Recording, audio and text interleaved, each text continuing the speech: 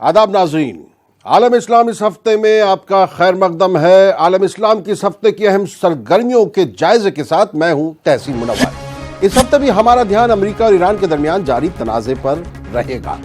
देखना यह है कि सदर रूहानी के बातचीत के लिए तैयार होने पर अमेरिका का क्या कहना है। अमेरिकी दफ्तर खारजा में उर्दू तर्जुमान हेलेना वाइट से जानेंगे अमेरिकी रद्द-ए-अमल। सऊदी अरब हुकूमत बनाने जा रही है हज को हिंदुस्तानियों के लिए आसान, कैसे ये बताएंगे। और कुलभूषण जाधव मामले में बैनुल-अक़वामी अदालत ने फांसी पर रोक लगाकर पाकिस्तान को बेनकाब करने का जो काम किया है उस पर भी ध्यान देंगे। साथ ही शाम में दाइश का गढ़ रहे रुका शहर में इज्तिमाई खबरों की दरियाफ्त पर भी अफसोस करेंगे। मुत्तहिदा अरब अमारात का गोल्डन वीजा कार्ड क्यों बना एजाज का बाइस, आपको भी बताएंगे। आलम इस्लाम में अपनी राय देने के लिए आज हमारे दरमियान होंगे आलम इस्लाम के माहिर प्रोफेसर इश्तियाक दानिश साहब। प्रोफेसर इश्तियाक दानिश साहब, आपका बहुत खैर मकदम है आलम इस्लाम इस हफ्ते में। तो आइए आगाज करते हैं कुलभूषण जाधव से। कुलभूषण जाधव केस में आलमी अदालत में हिंदुस्तान को बड़ी कामयाबी हासिल हुई है। इंटरनेशनल कोर्ट ऑफ जस्टिस ने पाकिस्तान को हिदायत दी है कि वो हिंदुस्तान को कॉन्सुलर एक्सेस दे। आलमी अदालत ने कुलभूषण जाधव की फांसी पर रोक को भी बरकरार रखा है और नए सिरे से ट्रायल की हिदायत दी है।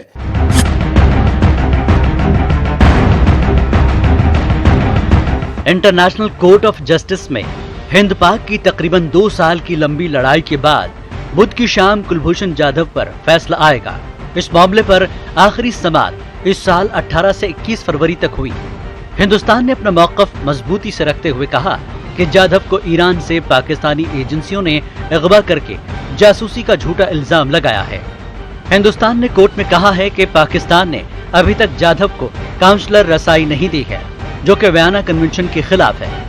जाधव को पाकिस्तान की फौजी अदालत ने मौत की सजा सुनाई है। ICJ ने हिंदुस्तान की अपील पर इस सजा पर रोक लगा दी थी। अदालत के फैसले से तय होगा कि कुलभूषण जाधव की रिहाई होगी या नहीं। हिंदुस्तान ने यह भी कहा कि कुलभूषण जाधव के केस की समाअत में शफाफियत नहीं थी। कानूनी माहिरीन को उम्मीद है कि फैसला हिंदुस्तान के हक में आएगा। तरीके से भारत ने सशक्त तरीके से अपना पक्ष रखा है। ऐसा लगता है कि भारत के पक्ष में फैसला आना चाहिए।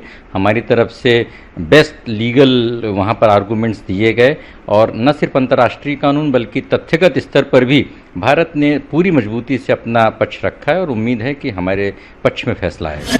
पाकिस्तान ने दावा किया कि रॉ ने कुलभूषण को बलूचिस्तान में हमला करवाने के लिए भेजा था। जानकार मानते हैं कि पाकिस्तान ये दावा कोर्ट में साबित नहीं कर पाया। मेरे मुताबिक 100% भारत को सफलता मिलेगी। हमारे केस में बड़ा दम है और इसको बड़ी स्ट्रांगली और बड़ी अप्रोप्रिएटली प्रोजेक्ट किया हमारे वकील ने। पाकिस्तान के केस में कोई दम ही नहीं थे।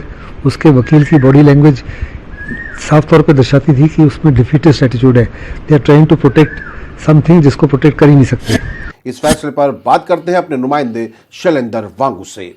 शैलेंद्र, क्या ICJ में हिंदुस्तान की जीत को लेकर सियासी हलकों में जो आप सरगर्मी देख रहे हैं उससे क्या आपको लगता है, क्या सरगर्मियां हैं? बिल्कुल तहसीन, ये एक बहुत बड़ी राहत बन के ये फैसला आया है। प्रधानमंत्री मोदी ने भी इसका स्वागत किया है और वहीं साथ ही साथ अगर हम अपोजिशन की बात करें तो राहुल गांधी से लेकर प्रियंका वाड्रा तक ने भी इसका स्वागत किया है और कहा है कि इसमें जो जस्टिस है उसकी जीत हुई है, इंसाफ की जीत ये हुई है। ये जो फैसला है शैलेंद्र, कुलभूषण जाधव की जिंदगी की जमानत है या अभी उनकी जिंदगी बचाने के लिए जद्दोजहद इसी तरह जारी रहेगी? देखिए, फैसला तो कोर्ट ने सुना दिया है, लेकिन अब इंतजार इस बात का है कि इस फैसले के बाद अब पाकिस्तान का अगला कदम क्या होगा। हालांकि भारत ये कह रहा है कि जो ये फैसला इंटरनेशनल कोर्ट ऑफ जस्टिस ने सुनाया है ये आखिरी फैसला है, इसके खिलाफ अपील नहीं की जा सकती। वहीं साथ ही साथ जो ये फैसला है वो एक बाइंडिंग है पाकिस्तान के लिए और उसको अब कदम उठाना पड़ेगा ताकि कुलभूषण जाधव को इंसाफ मिले। इश्तियाक दानिश साहब, ये जो कुलभूषण जाधव वाला मामला है जिसमें ICJ में हमको कामयाबी मिली है, क्या पाकिस्तान को अब समझ में आ जाना चाहिए कि वो जो है एक गलत तरीके से कुलभूषण जाधव को फंसा रहे हैं और जब इंटरनेशनल कोर्ट ऑफ जस्टिस ने उसमें उसको रोक दिया है तो क्या हमको ये उम्मीद करनी चाहिए कि कुलभूषण जाधव वापस आ पाएंगे? अब ये मसला है कि जो नया रिकंसिडरेशन है वो मिलिट्री कोर्ट में ही होगा या सिविलियन कोर्ट में होगा। अगर सिविलियन कोर्ट में होता है तो 100% जो है, वैसे भी हिदायत अब ये हुई और अंदाज़ा ये लग रहा है कि पाकिस्तान जो है इस बात को मानेगा। इसी के पाकिस्तान के भी इंटरनेशनल कोर्ट ने एक बात मानी है, वो ये है कि हिंदुस्तान की डिमांड थी कि उसे फ़ौरन रिहा किया जाए और रिपैट्रिएट किया जाए, पाकिस्तान करे, लेकिन इंटरनेशनल कोर्ट ऑफ जस्टिस ने इस सिलसिले में कोई हिदायत नहीं दी है, हिंदुस्तान की बात को नहीं माना है। नहीं, हम क्या इसमें ये सोच सकते हैं कि जो पाकिस्तान के साथ जो मामलात हैं उस लिहाज से अगर हम देखें तो हमारे जो बहुत सारे और भी सैकड़ों जो हैं जो लोग हैं वो जिंदानों में, वहाँ पर उनके साथ बहुत बुरा सलूक भी हो रहा है और कैद हैं, तो क्या हम उन सब मामलों को ICJ में ले जा सकते हैं? असल इसमें मेन चीज़ जो मेरी जो समझ में बात आती है कि किसी न किसी लेवल पे कुलभूषण जाधव भी आ सकते हैं अगर हिंदुस्तान और पाकिस्तान के रिलेशंस नॉर्मलाइज होते हैं, तो वहाँ पे जो है फिर चीज़ें जो होती हैं इधर से भी उधर से भी कुछ नरमी होती है, और वो जब तक नहीं हो पाएगा और ये टेंशन का माहौल बना रहेगा तो मुझे नहीं लगता कि उधर से या इधर से तो है नहीं बात, उधर से कोई कंसेशन ज़्यादा आएगा। वक्ती तौर पर दबाव होने की वजह से किसी हाफिज सईद को उन्होंने जेल में डाल भी दिया, तो ये हमारे यहाँ होता क्या है कि हम पॉलिटिकल डेस्क थम्पिंग बहुत तेज़ी से करना शुरू कर देते हैं। अब कानून जो पाकिस्तान में है वही हिंदुस्तान में भी है। अगर हम किसी को गिरफ्तार करके अदालत के सामने पेश करें या जेल में डालें या नज़रबंद करें, उसके पीछे बहरहाल कोई न कोई कानून होना चाहिए, और कानून जो है फिर अदालत में उसका ट्रायल होता है, वहाँ सबूत चाहिए। अब हाफिज सईद हो तो उसने पाकिस्तान की सरजमीन पे तो कोई गुनाह किया नहीं है, हमारे यहाँ से जो जाता है चूँकि रिलेशन नॉर्मल नहीं है, टेंशन रहता है, हर वक्त झगड़ा होता है, और यहाँ तक दहशतगर्दी तो पूरी दुनिया का वो सही सवाल है, और उसमें टेरर फंडिंग में ही पकड़ा है। हाँ। उनको हिंदुस्तान वाले उस वो मुंबई हम लोग के लिए नहीं पकड़ा है। हाँ। हाफिज सईद को टेरर फंडिंग की वजह से पकड़ा नहीं, सही है, मैं बता रहा हूँ करने के लिए, लेकिन ये वो सबूत हैं जब अदालत में जाते हैं तो पाकिस्तानी अदालत में किसी न किसी वजह से वो गिर जाते हैं, जिसका नतीजा ये होता है वो जितनी बार भी बाहर आया है हुकूमत ने नहीं छोड़ा। 8 बार ऐसा हो चुका है, तो हो सकता है पाकिस्तान का नाटक हो, क्योंकि इमरान खान आप इसे नाटक भी कह सकते हैं या ये भी कह सकते हैं कि पाकिस्तान में उस तरह के कवानीन नहीं है जिसका वो फायदा उठा के बाहर आ जाता है। चलिए, ये भी सही है। आगे चलते हैं। शाम में इस्लामिक स्टेट का गढ़ रहे रुका शहर में इज्तिमाई कबूर के दरियाफ्त होने का सिलसिला खुलूस जारी है। हालिया दिनों रुका के एक इलाके से 300 से ज़्यादा लाशें बरामद की गई हैं। फॉरेंसिक टीम लाशों के नमूने हासिल करने के बाद इन्हें दूसरे मकाम पर दफन कर रही है।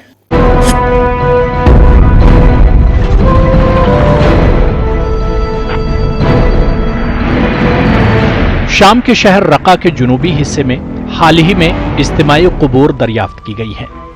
समझा जा रहा है कि रक्का पर इस्लामिक स्टेट के कब्जे के दौरान यहां लाशों को दफन किया गया था। चिलचिलाती धूप में काले लिबास और लाल टोपी पहने ये वर्कर्स रक्का के मुख्तलिफ इलाकों में लोगों की लाशें जमीन से निकालकर इनकी शिनाख्त करके इनको दूसरी जगह दफन कर रहे हैं। इनका कहना है कि लाशों की फॉरेंसिक जांच की जाती है। इन लोगों ने अब तक 300 से ज्यादा लाशों को निकालकर वापस दफन किया है, जिनमें बच्चे, बूढ़े, जवान, मर्द और खवातीन सबकी लाशें शामिल हैं। मकामी इंतजामिया से वाबस्ता अफसरों का कहना है कि अब तक इन लोगों ने जितनी भी लाशें निकाली हैं, इनमें से तकरीबन हर एक की मौत इस्लामिक स्टेट की जाबिराना कब्जे के दौरान हुई थी। वाज़ेह है कि रक्का को इस्लामिक स्टेट ने अपना दारुल हुकूमत बनाया था। ये वो शहर था जहां पर इनके खिलाफ उठने वाली आवाज को दबा दिया जाता था और कई सहाफियों और इमदादी कारकुनान को भी इस्लामिक स्टेट ने हलाक कर दिया था। साल 2014 में अमरीकी हिमायत वाली शामी फौज ने रक्का को दहशतगर्दों के कब्जे से आजाद कराया था। Bureau report, news 18 Urdu. नाज़रीन, यह वक्त है मुख्तसर वक्फे का, वक्फे बाद लौट कर आएंगे और आलम इस्लाम इस हफ्ते को जारी रखेंगे, कहीं जाइएगा नहीं। आलम इस्लाम इस हफ्ते में आपका एक बार फिर खैर मकदम है और अब चलते हैं ईरान और अमरीका के बहरान की जानिब। ईरान के सदर हसन रूहानी का कहना है कि अगर अमरीका तेहरान पर आयद आलमी पाबंदियां उठा ले तो वो उससे मुज़ाकरात के लिए तैयार है। हसन रूहानी ने कहा है कि अमरीका ने गुज़िश्ता चंद महीनों से तेहरान पर बैनुल-अक़वामी दबाव बनाने के लिए जो भी कोशिशें की वो सब नाकाम रही हैं। इधर यूरोपीय यूनियन का कहना है कि इस कशीदगी को कम करने के लिए कोशिशें जारी रहेंगी।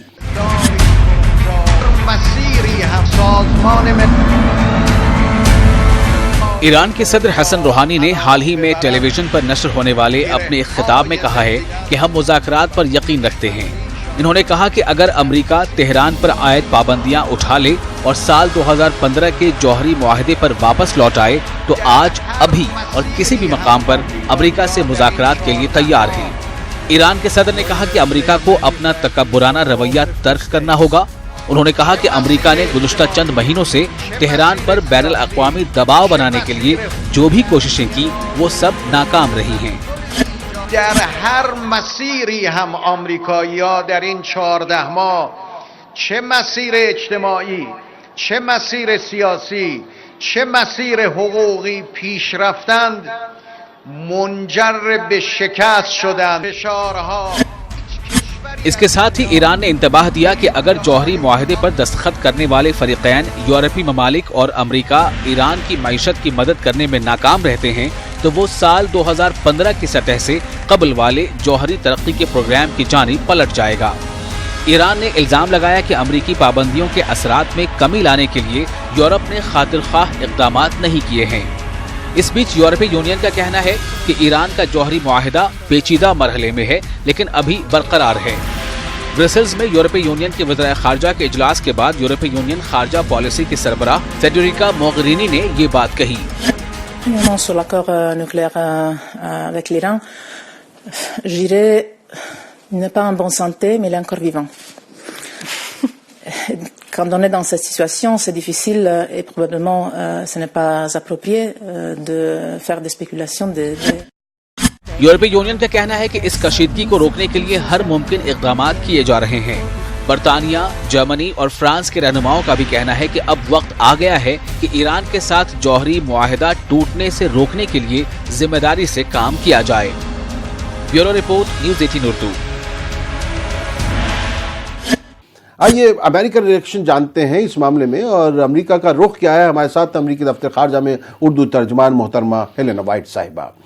हेलेना वाइट साहिबा, आलम इस्लाम इस हफ्ते में आपका खैर मकदम है। ईरानी सदर के बयान से लगता है कि वो बातचीत को तैयार हैं। क्या अमेरिका इस सिलसिले में आगे बढ़ेगा? आपका क्या कहना है? शुक्रिया तहसीन साहब। हमारी ईरान के बारे में पॉलिसी तब्दील नहीं हुई है। जैसे कि दफ्तर खारजा की तर्जुमान मॉर्गन ओर्टेगा 16 जुलाई को कह चुके हैं कि हाँ, हम ईरान से बातचीत के लिए तैयार हैं, और ये कि सदर ट्रंप और सेक्रेटरी पोम्पेयो भी कई दफ़ा कह चुके हैं कि हम बग़ैर पेश की शरायत के ईरान की हुकूमत से बातचीत के लिए आमादा हैं।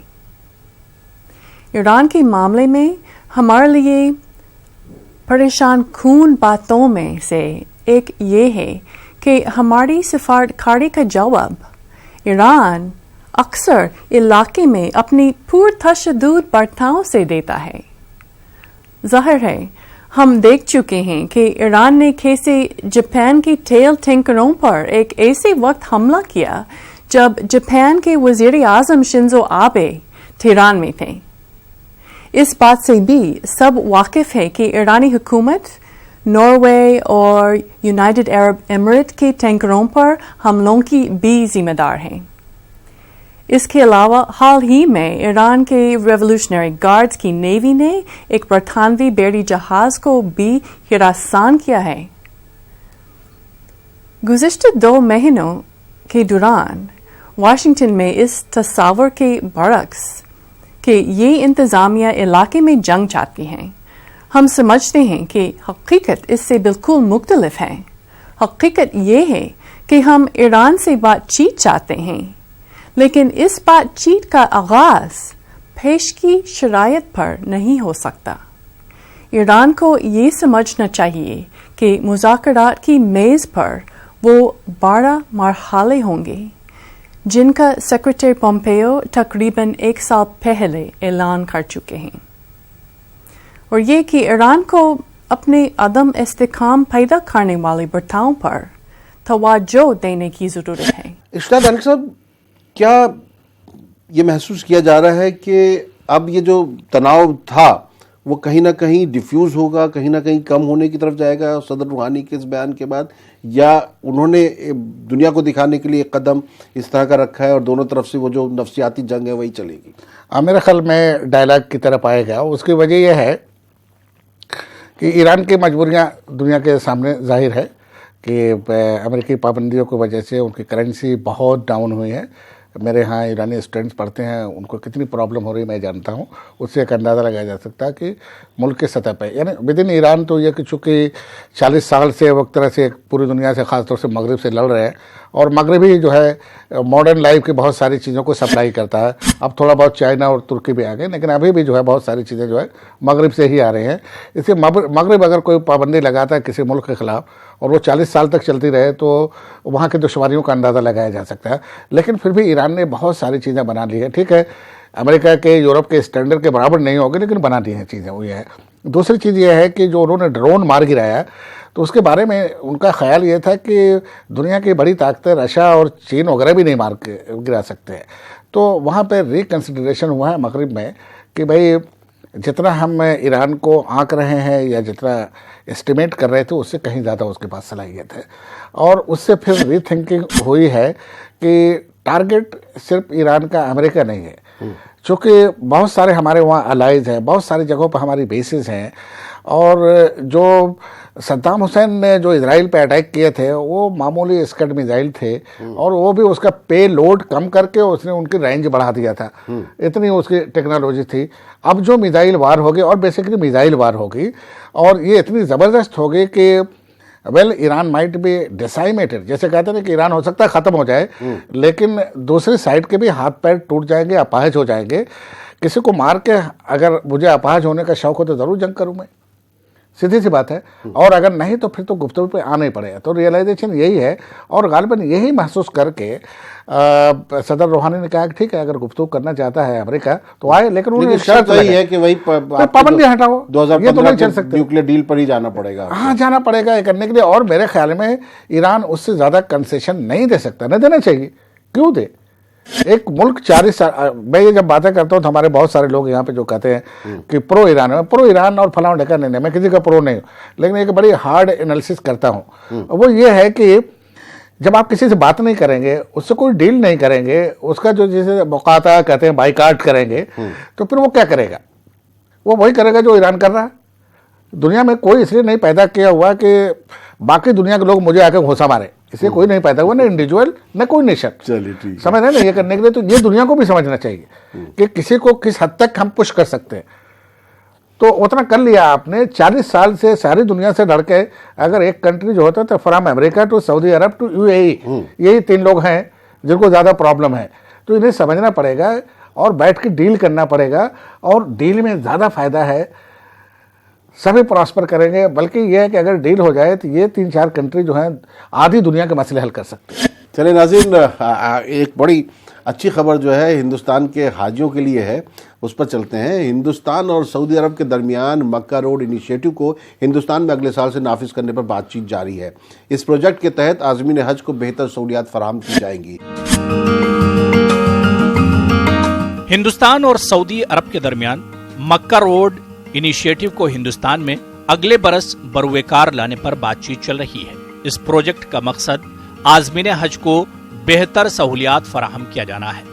ان سہولیات میں امیگریشن سے متعلق لوازمات کو پورا کرنے میں آسانی پیدا کرنا ہے.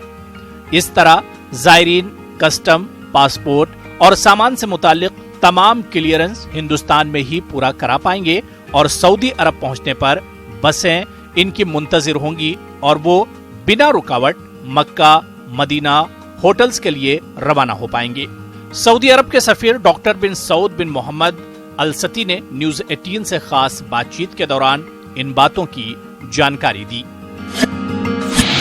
مکہ روڈ پروجیکٹ پر عمل آوری کے لیے بات چیت. عازمین حج کو بہتر سہولتیں فراہم کرنے کے لیے ہند سعودی عرب بات چیت. سعودی عرب نے ویژن 2030 کا منصوبہ بنایا ہے. سعودی عرب کے سفیر ڈاکٹر سعود بن محمد الستی نے کہا کہ ہندوستان کے 11 ایئرپورٹ پر بھی سہولیات میں توسیع کی جائے گی. Bureau report, news 18 Urdu. اور آگے بڑھنے سے پہلے چلیے ایک اور یہاں پر وقفہ لے لیتے ہیں. وقفے کے بعد لوٹ کر آئیں گے, عالمی اسلامی اس ہفتے کو جاری رکھیں گے. खलीजी रियासत मुत्तहदा अरब अमारात ने तवील मुद्दती वीज़ा स्कीम के तहत गोल्डन वीज़ा कार्ड का जब से ऐलान किया है उसके बाद से इसे हासिल करना किसी एजाज़ से कम नहीं समझा जा रहा है।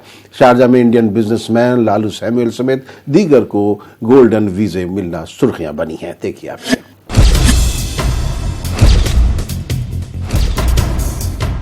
यूएई का गोल्डन वीजा कार्ड हासिल करने वालों के चुनिंदा नामों में हिंदुस्तानी टाइकून लालू सैमुअल शामिल हैं। लालू सैमुअल किंगस्टन होल्डिंग्स नामी कंपनी के मालिक हैं और इस कंपनी का शुमार मशरक़ वुस्ता की बड़ी मैन्युफैक्चरिंग कंपनीज में होता है।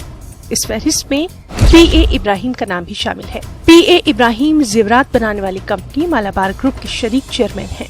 वहीं बांग्लादेश के मोहम्मद मेहताबुर रहमान को भी गोल्डन कार्ड दिया गया है। मोहम्मद मेहताबुर रहमान अल हरमैन ग्रुप ऑफ कंपनीज के चेयरमैन और मैनेजिंग डायरेक्टर हैं। वाज़ेह है कि रवा साल मई में मुत्तहदा अरब इमारात के नायब सदर और दुबई के हुक्मरान शेख मोहम्मद बिन राशिद ने गोल्डन कार्ड की स्कीम का ऐलान किया था। गोल्डन वीजा एक 10 साला रिहायशी कार्ड है जिसका ऐलान 21 मई को किया गया था। मुत्तहदा अरब इमारात के नायब सदर शेख मोहम्मद बिन राशिद अल मक्तूम ने गोल्डन कार्ड का ऐलान करते हुए कहा था कि हमने सरमायाकारों, इंतहाई काबिल डॉक्टर्स, इंजीनियर्स, साइंसदानों और फनकारों को मुस्तकिल रिहाइश देने के लिए ही गोल्डन कार्ड स्कीम लॉन्च की है। उन्होंने मजीद कहा था कि इसके तहत मजमूई तौर पर 100 अरब दरहम तक की मालियत की सरमायाकारी करने वाले 6,800 सरमायाकारों को पहले दौर में गोल्डन कार्ड जारी किया जाएगा, जिनका ताल्लुक 70 ममालिक से होगा। माहिरीन का ख्याल यही है कि गोल्डन कार्ड का मकसद मुत्तहदा अरब इमारात में सरमायाकारी करने वालों, बैनुल-अक़वामी अहमियत की बड़ी कंपनीज के मालिकान, अहम शोबे के लोगों, साइंस के मैदान में काम करने वाले मुहक्किकीन और बासलाहियत तलबा को मुत्तहदा अरब इमारात की तरक्की में शामिल और मुतवज्जे करना है। गोल्डन कार्ड वीजा होल्डर्स को कई सहूलियात दस्तयाब रहेंगी, जिनमें सबसे अहम ये है कि वो बगैर किसी दूसरे शख्स या कंपनी की मदद के यूएई में अपने शौहर या बीवी और बच्चों के साथ क़याम कर सकेंगे। इससे कबल किसी भी गैर मुल्की को वहाँ ठहरने के लिए किसी स्पॉन्सर की जरूरत हुआ करती थी और गोल्डन वीजा के अलावा तमाम लोगों के लिए अब भी वही उसूल है। इसके अलावा गोल्डन कार्ड होल्डर्स 3 मुलाजमीन को स्पॉन्सर करने के काबिल भी हो जाएंगे। Bureau report, news 18 Urdu.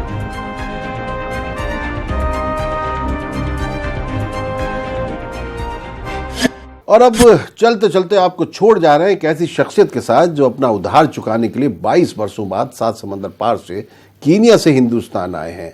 Doctor Rafiq Zakaria की बरसी के मौके पर औरंगाबाद आज़ाद कॉलेज के तुलबा तालिबात की तवज्जो का मरकज़ बने कीनिया के वज़ीर ख़ारजा रिचर्ड डोंगी, जो 22 बरस बाद अपनी मादर इल्मी पहुँचे, वो भी पड़ोसी के 250 रुपये बकाया अदा करने। आप ये जज्बाती मनाजिर देखिए और मुझे दीजिए इजाज़त। अगले हफ्ते तक के लिए आलम में फिर हाजिर होंगे। सर, आपका बहुत बहुत शुक्रिया, आप यहाँ आए, और अगले हफ्ते तक बेदार रहिए, खबरदार रहिए। मौलाना आजाद कॉलेज की इस तकरीब में सबकी तवज्जो का मरकज बनी शख्सियत कोई और नहीं बल्कि कीनिया के वजीर खारजा और रुकने पार्लिमान रिचर्ड डोंगी है। डोंगी ने आजाद कॉलेज से तालीम हासिल की और आज वो कीनिया में वजीर खारजा के ओहदे पर फायज हैं। लेकिन तालिब इल्म के जमाने में डोंगी को नामसाइद हालात का सामना रहा। इस अरसे में डोंगी के पड़ोसी काशीनाथ गावली, जो के वानखेड़े नगर में रहते थे, गावली ने डोंगी की मदद की थी। ताहम 250 रुपए का उधार चुकाए बगैर डोंगी कीनिया चले गए थे। लेकिन 22 साल के तवील अरसे में बहुत कुछ बदल गया और डोंगी वजीर खारजा की हैसियत से हिंदुस्तान दौरे पर आए। दिल्ली में जरूरी मसरूफियात के बाद डोंगी ने औरंगाबाद का रुख किया। हालांकि उन्हें गावली का घर तलाश करने में दुश्वारी आई, लेकिन आखिरकार मुलाकात हो गई। गावली के अफराद खानदान भी इस बात से वाकिफ नहीं थे। तब डोंगी ने उन्हें पूरी तफसीलात से आगाह किया और 250 रुपए का बकाया 250 यूरो की शक्ल में किया। न्यूज़ 18 उर्दू के लिए औरंगाबाद से अजहरुद्दीन की रिपोर्ट।